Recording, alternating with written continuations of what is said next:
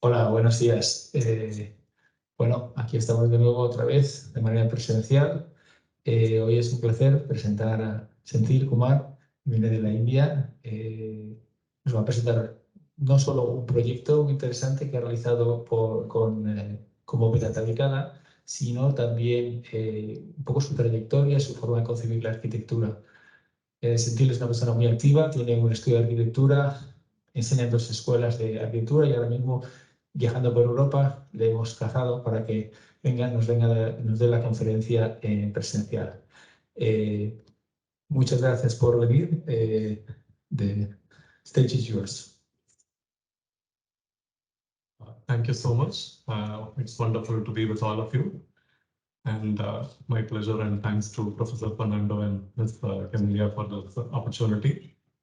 So inner flow is a very spiritual process, I would say. An architecture process where there is a lot of layer which is involved as we meet people, as we work along with people, as we see places, look at things and start working. So what happens next is that you need to be doing something at some point of time as an architect. So the spiritual process helps you to take the questions away from your mind. It just explodes your mind and then lets you try things at a different plane altogether. So I would begin the story from childhood. I would say 11, 12 years old when I was introduced to this man who's been inspiring me from a very young age. So initially for his pyrotechnics, like he was an amazing martial artist. But in today's context, if you were to see, I'm probably more looking at his philosophy. He comes from the strong roots of Taoism, which speaks about giving while taking, taking while giving. There is a constant exchange which keeps happening. And like using no way as a way and having no limitation as a limitation.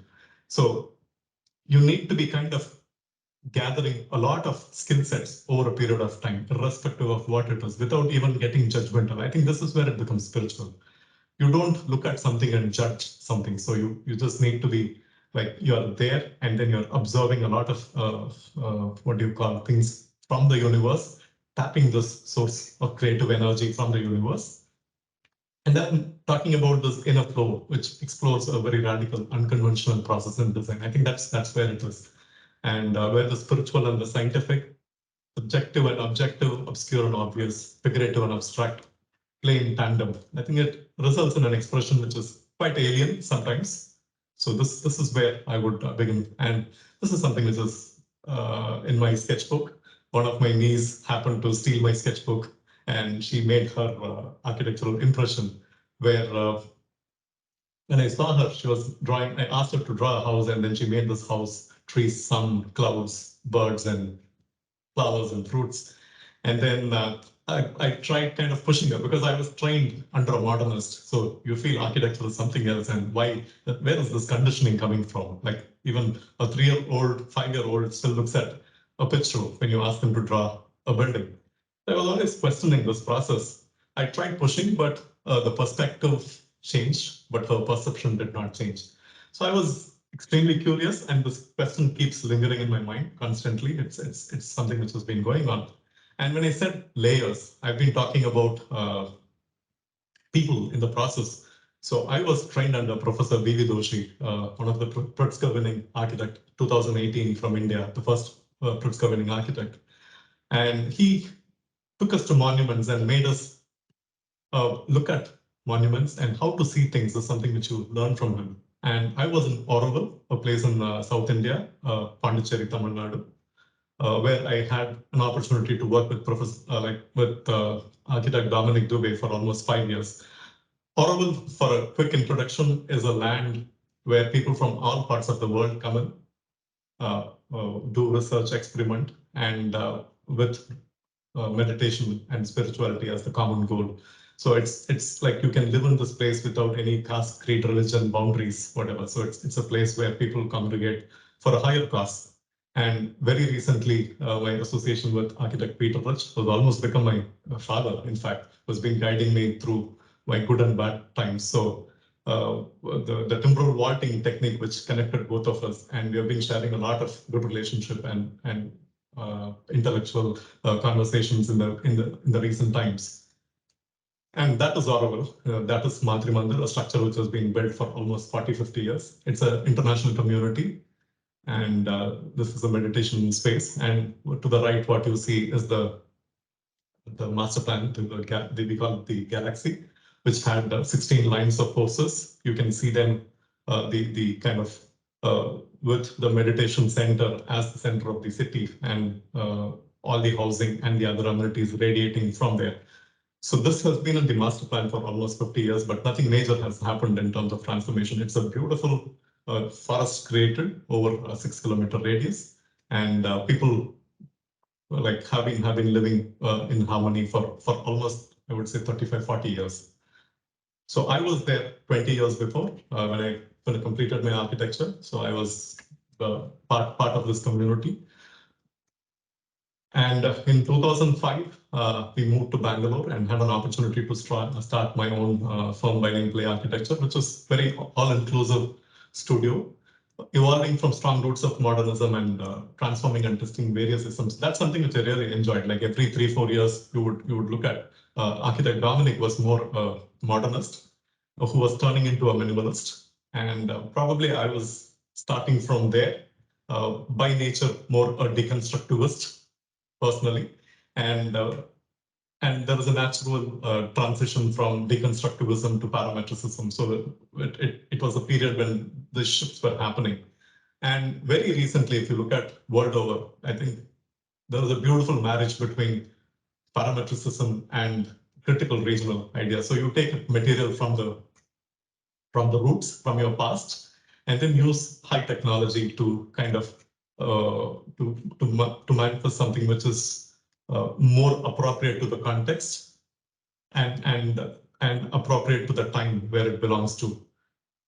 So it's a kind of process of space and placemaking in progress. And 3 things I do is practice, I teach, and we do extensive research. So every time you pick up a new idea and then you keep researching. That's the 3 components which keeps me awake and alive. And if you look at the tools that impact our practice, intensive sketches, you're also talking about sketches to kind of this is more for younger students when they are introduced to architecture. So we talk about why we do sketches. I don't think I need to be talking about this in this forum.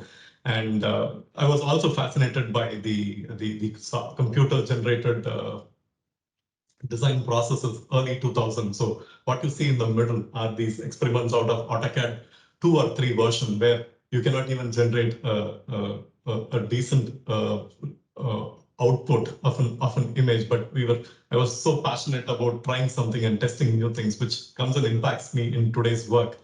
And very rigorous study models and professionally built models. So after doing all this, we also go back and work on sites. Like when we want to manifest something, India does not give you super consultancy support where there are 10 people who are guiding you on how to do. It's you who need to kind of figure out how to build what you're imagining. So it's a very complex process there.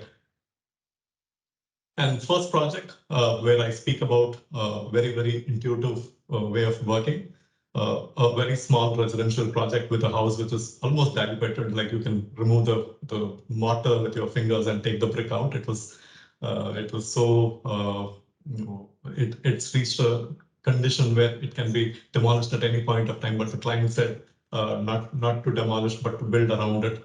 And then I was finding clues from the universe. I went to another client's house where you see a beautiful lampshade hanging, and then it was kind of matching to what you're trying to do. So you pick up these observations, you kind of take these clues from all over the universe. So it was a practice which started without much direction in the beginning. And then slowly as we progress, we could see that we are coming closer to what we would actually want to do today.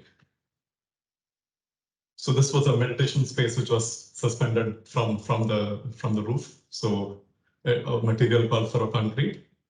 And then this evolved, and there was another site where we had to be dialectical. It's a beautiful 1.5 acres of land. One parcel of the land was overlooking the Chamundi Hills, which is in Mysore. And one part has a dense coconut plantation. So it was trying to kind of find a balance while doing this work, where one is extremely form complex and the other is material sensitive. So you're talking about two different ideas working parallelly.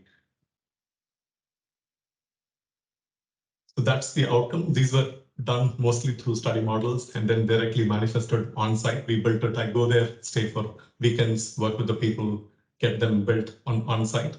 There was no much of drawings or calculations going into this. It was more like doing a sculpture on site in reality. So that's how the process has been. And if you look at this house, this is meticulously detailed with recycled steel and local wood picked up from the market. So we went all around looking for these, we call it scrap steel, where you get any sections, you kind of assemble them to form the structure. These were farmhouses, little small weekend homes. And they were just speaking two different languages situated in the same site, just addressing the site context.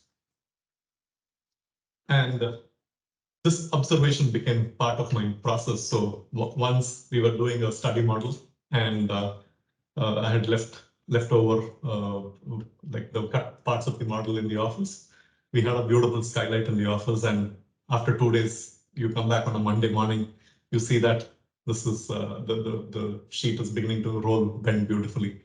So somewhere I felt that the material has its own intelligence, and this gave me a clue that by bending it was becoming stable by itself. So this is something which started taking over me as a process, and we just started making an inquiry and ended up doing buildings like that. Like this is a 100-room hotel service apartment in Bangalore, Karnataka.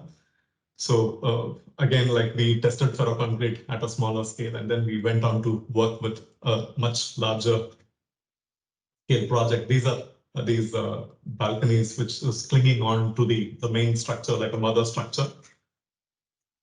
And you have these, we call them the meshes, which is used in the conveyor belts, which forms this kind of a very translucent screen, because this hotel is surrounded by high-rise apartments, and there was absolutely no privacy from any part of the surrounding.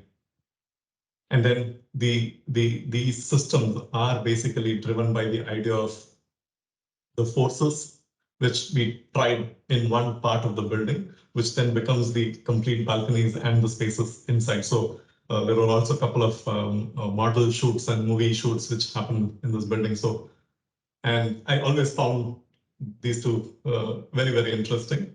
So the Jerry is probably me, and that's the client. I was trying to scare the client through the project. No, not really. If I look at it deeper, I think I was talking about the forces, tail being the redundant, and the moment, if you look at a building, we always keep these toilets and staircases just tucked off in the corner. The moment you bring them to the core or the center and release the structure, it just starts, the forces start spreading through the structure. So I found this very interesting, very funny connection to the structure and the way Tom was trying to balance himself. And we went on to do a very small part of this building, a complex which is almost like 7,500 square meters. So we just picked up 1,000 square meters and said we would do a structural research where the toilets, the staircases, and the lifts becomes the core. And how the forces gets distributed, then we get into a very serious note sitting with the structural engineers on where one could make these punctures. What if we have partial skin? What if we don't have a skin? And what if we have a complete skin happening? So this was a very interesting process. And if you were to look at how we went about doing it, was learning from Auroville, where we have done these formworks using mud. So it's like an inverted tortoise shell, the entire slab. So you have these three supports which are eccentric, and then you just suspend the slab like that. So you get to see mud formwork and concrete being packed onto it, like in the form of an inverted tortoise shell. And that's the outcome. So we had a tough time working with this client who had big aspiration, but in the later stage gave up because he didn't have time. It was a commercial project, and I was doing major research with this project. And parallelly, at the same time, we were also doing a very interesting, we were called for an interior project. I worked with very limited interior projects, where we were also getting into understanding, like parametrical thinking was part of the process, but we were slowly picking up these tools. This is in 2007, 2008, a car showroom for a luxury second-hand cars in one of the prime areas in Bangalore. I'm always comfortable when I do a physical model. I would just start making a physical model, and then we were trying to test with various materials. So we were looking at acrylic, we were looking at glass and fill, we were looking at mesh, but nothing kind of rang the right bell in our ears. So we were trying this for almost 3 months, and we were building these frames. And then one day I told the client that I would be really happy to work with Indian marble. I think that Indian marble is translucent. It has a beautiful grain in it, the pattern, and it allows some amount of light to travel through. And so this is where we were slowly moving towards the parametrical processes, but completely looking at skill sets of local craftsmen who had no clue on what they were doing. And that's the outcome. The moment you eliminate the space, the veins of the marble just floods the space.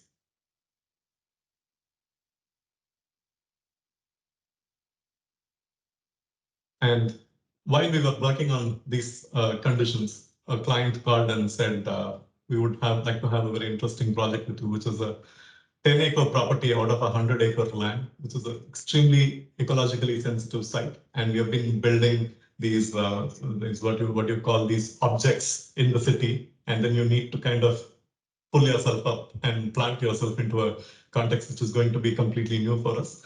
Having lived in Auroville, which gave me an opportunity to be looking at the site in a very sensitive way. This is a place called Coorg in Karnataka, where we have this beautiful Malhali Falls, and the site at its northeast corner, you will see a beautiful waterfall happening. So that became the crux of the project. So if you look at the earlier projects, it was more individual architect who was trying to do something with the project, whereas I very clearly understood that this project calls for collaboration. You need to have right people, right mind of people. So I spoke to my structural engineer, one Mr. B.L. Manjunath, who has been working with us for the last 15, 16 years, a very good structural engineer. And I had a chance to invite a Scottish landscaper ecologist from Auroville, who was super sensitive with these natural landscapes. So we all three of us sat together and set up an agenda where we said, how do we touch the ground gently? I think that's one of the agenda, and build like the way birds would build. So I think it's an important lesson to be learned. So when you say how birds build, they just go fly nearby, pick up small elements, come and assemble them.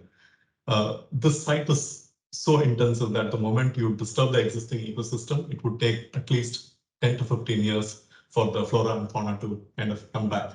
So we wanted to ensure that nothing is disturbed in the process of construction. So we had to build 60 cottages, which is like the guest rooms, a restaurant, spa and gym facilities. All the support facilities need to happen.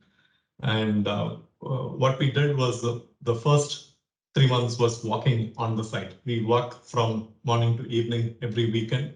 So the ecologist said, I'm not a trained architect who can just give you drawings and say, build this. So we'll have to go through this process of walking on these sites and understanding the slope and making sure that you're identifying the living trees and the dead trees, marking them individually, becoming extremely sensitive. And we managed to do 2 kilometers of buggies, the buggy paths, without cutting a single tree. And every structure, everything was, each and every column was marked personally by both of us to make sure that you do a drawing, you go back to the site, there is a severe rainfall, the entire, the topography changes, there is a landslide, it's intensive landslide area.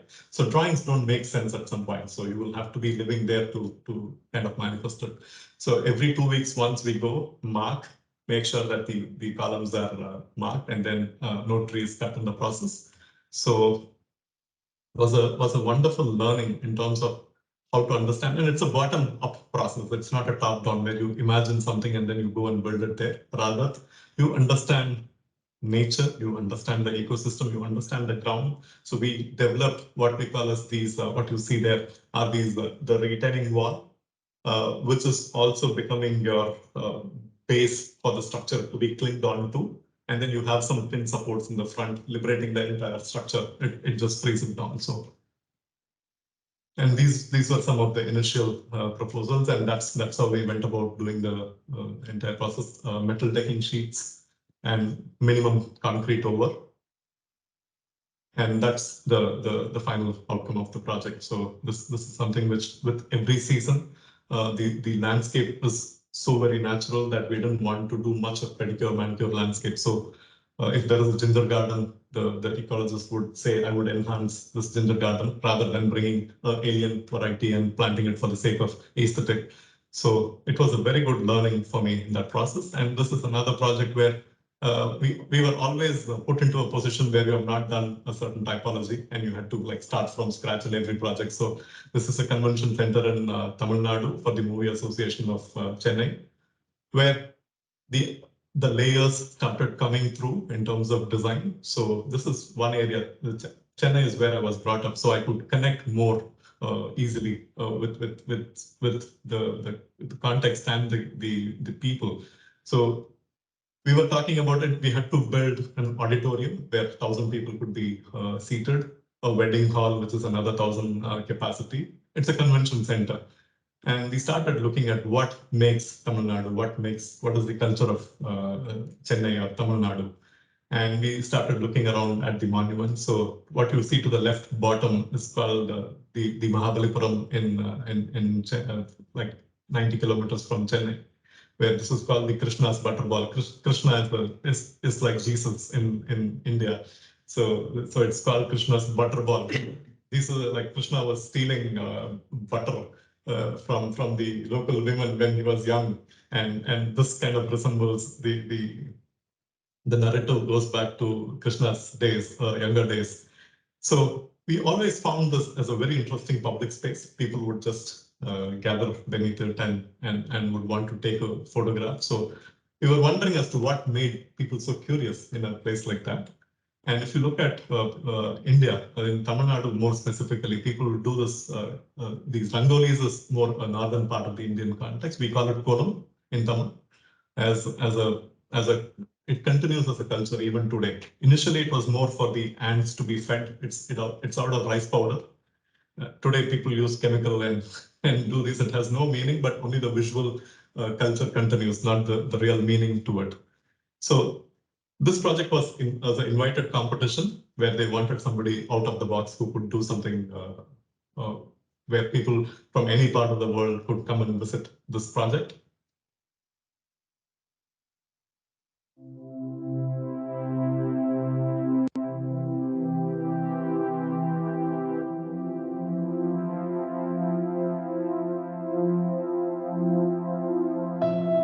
Chennai Habibullah சாலை 62 ஆண்டுகளுக்கு முன்பு இங்குதான் சரித்திரத்திற்கான விதைகள் தூவப்பட்டன. பல பொன்னிற பூக்கள் பூத்தன, காலத்தில் கரைந்தன. வான் சேர்ந்த ஆத்மாக்களின் ஆசியோடும் உங்கள் ஆதரவோடும் ஒரு மொட்டு விரிய காத்திருக்கிறது.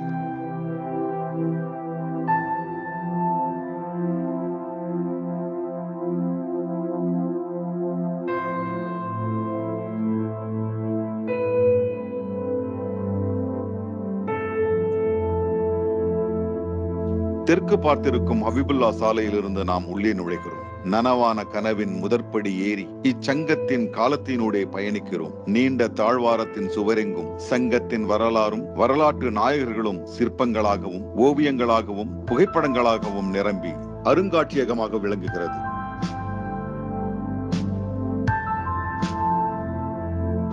தெருமுனைகளிலும் சாலை சந்திப்புகளிலும் கோவில் மண்டபங்களிலும் நடந்து கொண்டிருந்த தமிழ் நிகழ்கலையை தவத்திரு சங்கரதாஸ் சுவாமிகள் நவீனத்திற்கு இழுத்து வந்து மேடை இலக்கணத்தை அறிமுகப்படுத்தினார். அன்னாரின் நினைவாக அவரின் பெயர் தாங்கி அதிநவீன ஒளி தொழில்நுட்பங்களோடு 1000 பேர் அமரக்கூடிய பிரத்யேக நாடக அரங்கிற்குள் பிரவேசிக்கிறோம். பழமை மறக்காமல் எளிய சிறிய நாடகங்கள் நடத்திட திறந்தவெளி சிற்றரங்கு.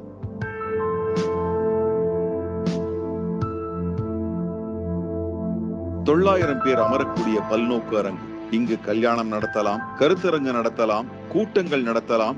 கூட்டங்களில் கலந்து கொள்வோர் அமர்ந்துண்ண உணவு கூடம். தேவைப்படும் போது இவ்விடம் பயிற்சி அரங்காகவும் மாறும். 150 பேர் அமர்ந்து கண்டுகளிக்க பிரிவியூ தியேட்டர், அதிநவீன திரையரங்கு. மாதந்தோறும் செயற்குழு கூட்டங்களும் விசேஷ கூட்டமும் நடத்தலாம்.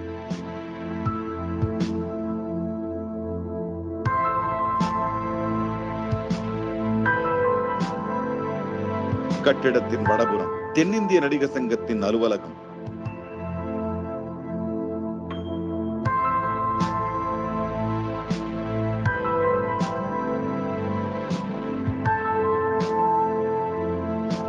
நடிகர்கள் உடல் நலம் பேண உடற்பயிற்சி கூடம்.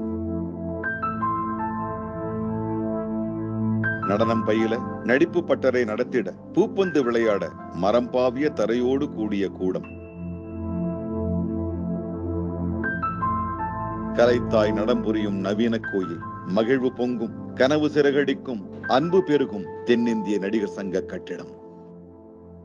Sorry for not having a translation to it. I think we had an English subtitle in one of the. But if you were to look at the core idea, it is a composite structure in steel and concrete, where you create a steel grid and then you scoop out the areas where you need to have the auditorium facilities happening. So at the bottom it is prop, on the top it is suspended, and from the sides it's kind of made rigid. So individually they would both work out to be heavy. So in combination, steel and concrete kind of works together really well in this case.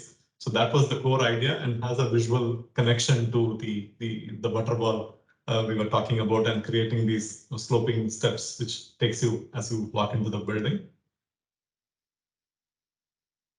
And we got into some, the project was very politically high profile project. So we got into a lot of stopping from politicians and like the associations in fighting. So since 3 years it has been stopped, and we are waiting for the clearance. So touch wood, it should happen very soon. And then I just jump into small scale projects, which is always the life of the firm. So another central minister from my hometown. So we know each other for almost 20 years. We couldn't build anything for him for the last 20 years, but whenever he feels bored, he would call me. He would want to see something radical to happen. So he just called me and said he has a 2 acres land where he wanted to build a farmhouse. And this is in my hometown, in a place called Tanjavur, which has the beautiful Brahadishwara temple, very famous structure in India. And the site has red earth availability, and he comes from farming background. He was his family of farmers. So he was taking me to the site, and then he was showing me how people identify undercurrents through wood or coconut. So it's a very local technique. So, and he was trained in that. So he was very proud and was showing me that. And as he was talking, I was also seeing he was out of power when he met me. And you could see that somebody is turning extremely inwards in this process. And I was just trying, as he was speaking, trying to capture what he's trying to say, and realized that he's probably looking at something more like a canyon. So I told him that I will not use any material outside the site, but whatever is available within the site is something which we can explore. So in Auroville, we are trying to kind of remove the earth, create either mud blocks or work with rammed earth. So that's the process. And the pit, whatever you dig, becomes a water body. So we kind of going back to this learning, and then thought if we could build these beautiful cave-like structures using earth as an expression. And we just made these physical models and took it to him. And you could also look at what is that one could contribute to rammed earth. It's a technique which we knew in Auroville for the last 50 years. But what is that something which you can add like a value add to this entire process, is when I thought probably we could do like a brick formwork, which is like you have when you go to all these brick kilns, you see people stacking bricks, and I'm always fascinated looking at them. So I was just thinking, what if you kind of bring these bricks and then stack them around, pour earth and ram it, remove the bricks, and create another form. You just keep making these shapes with one load of brick or whatever. So the formwork is extremely flexible in this case. I think that's something which we thought we should try in this project. And that's probably would have been the outcome. We never built it, but it's still in research. So I'm like really happy to be doing this at someday somewhere. And a couple of projects, competition projects where we were participating for an iconic mosque in Dubai, where Calatrava was doing these, the world's largest tower. And if you look at the axis of Mecca, it was 45 degrees to the city grid. So we had to make an intervention in between in building a mosque. And also another project which is in Kairalaru, Senegal. Architect Senthil Kumar was mentoring this entire competition. I think he has also been part of many other competitions in Senegal. So if you were to look at the city axis to the diagonal axis of Mecca, I think one of the competition rules said you will have to be facing the direction of Mecca while you pray. I think that's the rule for any mosque to be built. So we were just imagining a structure which was extremely very simple, slats, and then you just twist the slat. So the idea of bending, which has been happening in the small scale project, came back on a larger project which can span up to 70, 80 meters. And we were also trying to look at the basic principles of making a conventional mosque versus what one could do as a new typology. And just by making this simple twist, so the bottom connects to the city grid. And then if you look at the top, as you walk into the space, the top would focus towards the direction of Mecca. I think that gave a very interesting twist to the entire project and its outcome. And the second project is about picking up elements from the landscape, like, I don't know if my pronunciation is right, call it baobab tree. Which is in the African context. You look at the settlements, you look at the sports, what they play, and to the left, second image, what you call is the tognas, which is more the highest place given for the top chairman of the village. And you look at the roof forms over Africa and the way women kind of participate to make it a place, whatever. So we picked up these elements and used a very simple script. So these, what you see, these L systems from the trees or whatever, from the African context, we just picked them up. I don't know if these trees exist in Senegal, but we were just looking at more an African expression and then trying to kind of create a collage using this. And again, looking at to build with materials which are just local. You have earth, which has got a mix of shell in it, which is very good for building walls and domes. And a lot of bamboo availability was there. So it's a very interesting collage. And we are also looking at making this building very porous because Senegal, the context in which the site exists, has a kind of composite climate. So you need to be looking at buildings which responds to the hot and dry during the summer, and during the wet periods it can be very humid also. So you need to have certain panels which are porous, opening in and out. And that's the teaching and the research component. What we do, work with basic design for the first year students. To the left of whom you see is Miss Belinda, who is the head of the department, a lovely human being. So we sometimes misuse her, like with students trying and testing all our work as an ornamentation. And if you look at, we are trying to study patterns from nature. So we do these intensive exercise with students where they observe objects from nature. We then start looking at it at its very, very nascent level of not the structural idea, but more the patterns which exist in that, and probably the geometry which exists in these, and how this can actually be then transformed into three-dimensional objects. We are not speaking about space making or place making. We are only talking about it's the foundation course what we work with, and we do these very quick 3-day, 4-day workshop kind of things where we participate with students, build along with them these models. And sometimes you take up a historical project, we make this interesting model, and then you distort the entire model and then do something like break the order and do something extremely out of the mind, out of the world experiences when we feel the students are getting bored with a very meticulous process involved. And a couple of quick small installation works where you find recycled material waste. This is small pieces of teak wood coming from my friend's company who does flooring.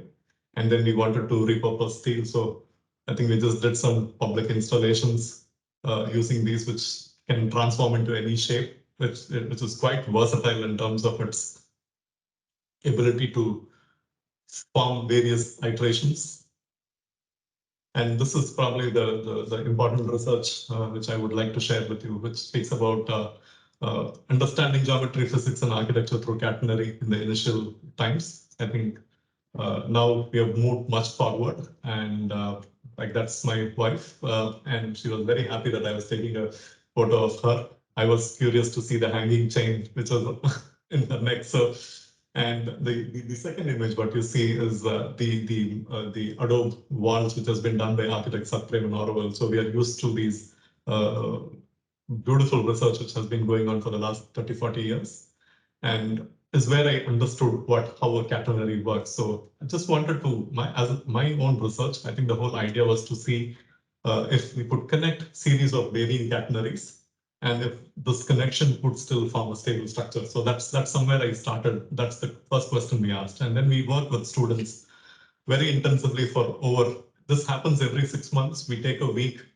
during the semester breaks. We form a group and then we start working with. So we had a local engineer who came and we just hung a chain and taught the theory behind how a catenary works. Like when you suspend, I'm sure this is the place where people have explored millions of projects using catenaries. I don't think I need to be telling you this. And my interest was in seeing if that could form a stable structure. So we kind of arrived at a series of curves with varying like spans or varying chain lengths, which gave us different geometries, and then worked with students to do physical models. And timbrel vaulting was an accident. So when we were actually doing this catenary, the research, I happened to see Peter Rich's project, and one of Professor John Oceandaff's student, Professor Philip Block, who was he brought this to the Instagram and made a craze for people. So, but we didn't have much of theory, and I'm somebody who has not been building with bricks and for a long time. I've seen a lot of construction happen in Orwell. So it was a revelation to have bricks pasted with POP, and it was standing. So the left top image you see is where our exploration into timbrel vaulting started. And I was reading a paper which was only like 2-3 pages, which spoke about timbrel vaulting as a replacement for a steel. So I misunderstood that it could handle tensile forces. So we were pushing the vaulting techniques where it was both in compression and tension. And the small mock-ups, what we did, the image to the middle, what you see, if you see the arches which are formed is not in catenary or not even in a proper geometry. Any other vaulting system would have failed the moment you remove the supports. But in this case, you can easily see 150 kg being loaded on not a geometrical arch, which we felt like this was probably capable of handling the tensile forces. So we went a bit far, pushed, and failed terribly. We made a 9-meter span, which was having these double curvature. And initially we were building formworks using these pipes, bending them, struggling. So one semester, so we always take a break, come back, think fresh. And when Peter Rich came to know about this, he said, "You are young and notorious. You should always respect nature. You should understand forces and you should respect nature." And by the time he came back next, so we had done something, and he said, "With your failure, I'm happy that you learned and you know how to break order in a meaningful way now." So it is important to understand order, break order, but you have to do it in an intelligent way. Is when I think this is one of the structure which we wanted to try. This is the one which failed, but we have fixed certain points in catenary now, and we would always want to build this as it was probably like one of our first research works. And then I went on to do a lot of these small mock-ups. This is in Orwell again, where we every opportunity we get, we kept trying to do some small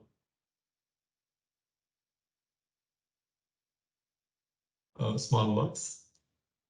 And finally had an opportunity to explore timber vaulting on a real-time project.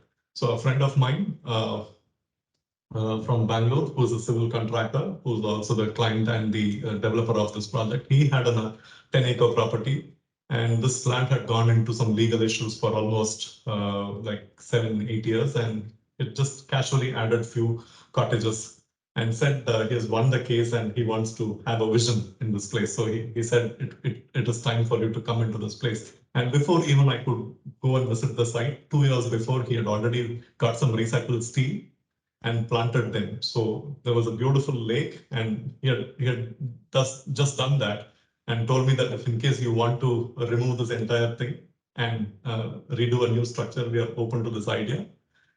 But I really loved what I saw there, because the way these steel columns were sitting with very minimum footing, just stopping at the right height in level with the lake, I thought it's already a brilliant start for the process. So not without disturbing this, if I could have my starting point. So just made, so you could see this, the bottom is the first sketch where I was talking about this dialectical approach which could possibly happen. You have a series of forest of columns which cannot take load of another floor. We were not even sure if it could take the load of one floor. So what we did was we disconnected this with steel sections, like T sections, and just put a 32 mm thick stone slab over, which created a very stable base, over which we detached the structural system. So the ground floor or the podium is a different structural system. And from 4 corners, we just wanted to have very minimal intervention to the existing landscape, just 4 pedestals. And I told them that the research which I've been working with timber vaulting is for large span structure. So one could free the entire interior and just span from corner to corner. So the moment I told them, I think we felt we were probably doing the right thing. And that's the only image we showed the client. He said, this is going to be looking at the lake, and the vault would span from one end to another. And then we went there, lived on site for 2.5 months. Like we were extremely happy in a place like that. And I was just telling Professor Fernando that I had lost my wife 2 months before we could start this work on site. So this kind of gave me a very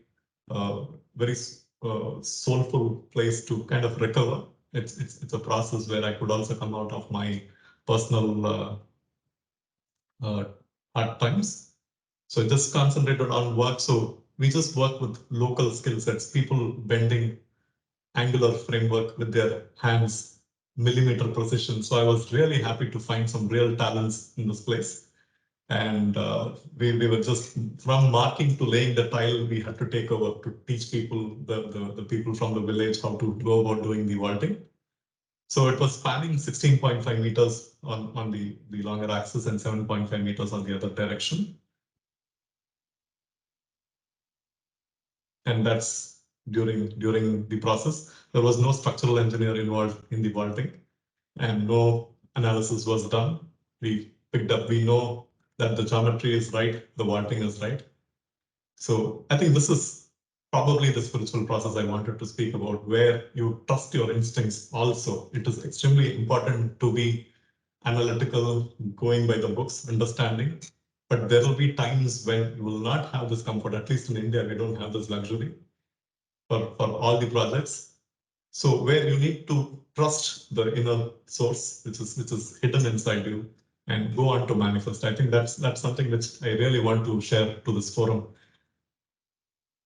And then when the supports were being removed, so we make very thin rebar formwork, like a guide. And I developed this method looking at the Indian context, people's skill set, because we don't have great skills there. So how do you do work faster? It's still expensive.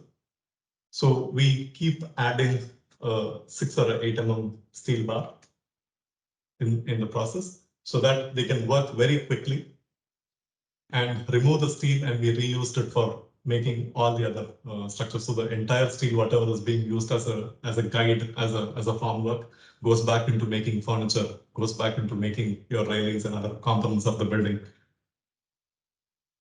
And if you were to understand the project in detail, you see a bund wall having a lake on the other side, 2 streams moving underneath. And we were just contemplating on where you get the best view possible. You have these existing columns having a pedestal, I think I explained you, and then looking at the catenary conditions and end condition, which gives a stable structure. This is part of the understanding which came because of my research. But very recently, we also realized that with the temporal vaulting, it's working more as a surface. I think this is some understanding which we have come to. The biggest positive with working with a catenary is when there are different loading conditions, your structure is still performing much better when compared to a geometry which is not in catenary.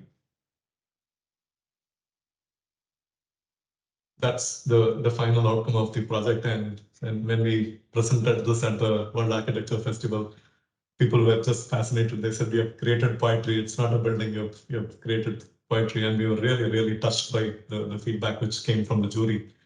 And we also won the Best Small Project of the Year 2022. And it was also like highly commendable project for the Hotel and Leisure. This just happened last week.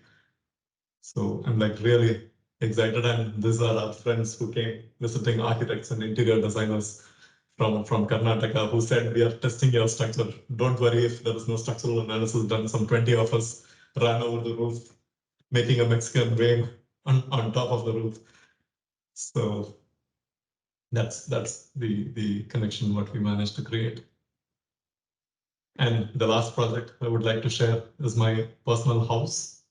And we had started this work just before the vault project would start on site, and is when I lost my wife, so we decided to stop it and restart.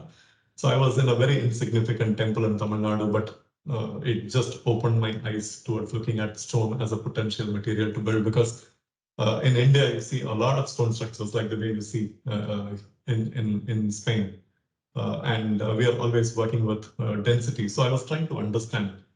It was the evening, and you see the evening sunlight just hit the stone, and the stone begins to disappear. Something as dense as granite stone just disappearing because of the quality of light. So there was a very intuitive choice of material. And when I connected back, I was sitting in Karnataka, the land where I'm like planning to build. The base is on layers of stone, but unfortunately you cannot do quarrying there. You cannot, because they've stopped it because it's illegal to dig from there. So we had to get stone resource 50 kilometers from the region, but we get something called as chapri, which is a natural formation of stone, more like a sedimentary formation in layers where it could be 6 inches to 3 inches, if I'm talking about in inches, which is 150 mm to a 70, 75 mm. So it's not something which is a block where you cut them to precise dimension. But this stone is normally, you see in villages, they use compound walls, they make these what do you call, like a very temporary kind of a partitions. And you see a lot of drain covers. It's a beautiful material to be misused. I always felt bad looking at this material being used like that. So I just wanted to give it a new direction. And then if you were to go back, how big the plans are, we are talking about an order. Like in India, we build with 9 grids, simple grids, and the center being the open.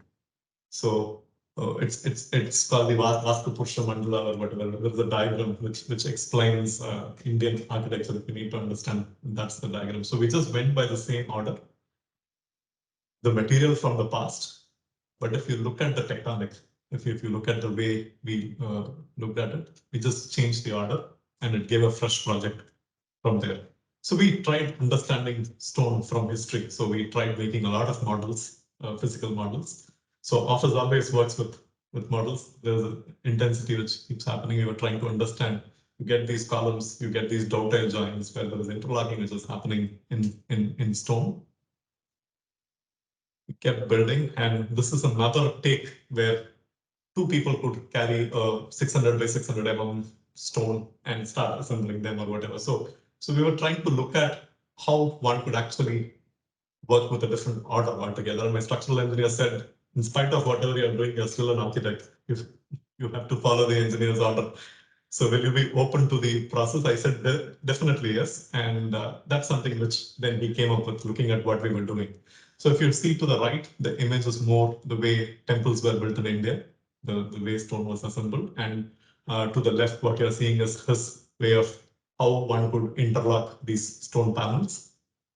And he was insisting that I use wood in combination with stone because stone does not perform in tension.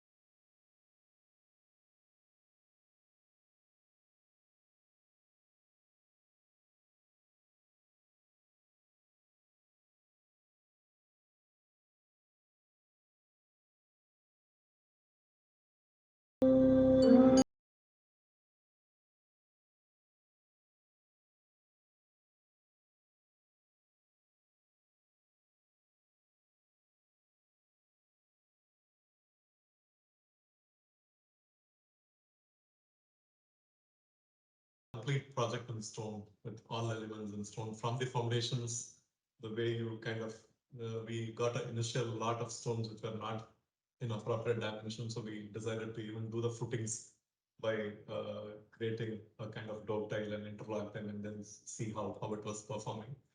And you have boulders and lime being filled, and you just insert panels of stone and then just create a counterweight from the base. So I think this is something which really like has been keeping us busy and excited for the last 1.5 to 2 years. And now I go back to this diagram, and I'm seeing a lot of meaning in what the child has drawn. So the sun is important, the clouds, the trees, the birds, the flower, the landscape, the water. I think everything is more important. I have changed my perspective and my perception over a period of 20-25 years. And I think architecture needs to be addressing these more importantly. Thank you so much.